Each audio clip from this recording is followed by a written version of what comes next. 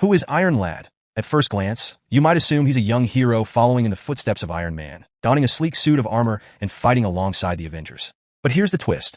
Iron Lad is not a Stark at all. He's actually the teenage version of one of Marvel's most notorious villains, Kang the Conqueror. Yes, you heard that right. Iron Lad isn't Tony Stark's heir.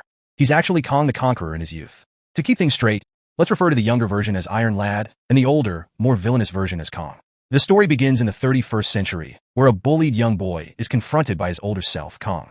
Kang reveals the harsh truth about their destiny. One day, this boy will grow up to become one of the most feared villains in the multiverse. But Iron Lad isn't having it. Determined to change his fate, he rebels against his future self, leading to a clash of ideologies. Kang wants him to embrace his destiny by murdering his bully, but Iron Lad refuses, choosing instead to fight for a different future. In the struggle, Iron Lad is flung back in time to the present day. In the present, Iron Lad gets involved with the Young Avengers. But things take a dark turn during the Avengers: The Children's Crusade series. When Scott Lang is revived but loses his daughter, Iron Lad tries to save her by placing her in the time stream. This leads to a tragic confrontation with Vision, where Iron Lad, in a moment of desperation, kills him. Realizing the damage he's caused, Iron Lad decides to leave the Young Avengers, setting out on a lonely quest to prevent the dark future he's been running from. But it's a complicated journey, one that sees him teaming up with different versions of Kang across time.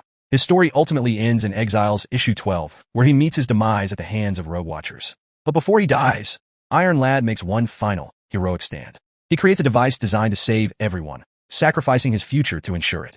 Iron Lad might have become Kang the Conqueror, but his last act was for the greater good. So, there you have it.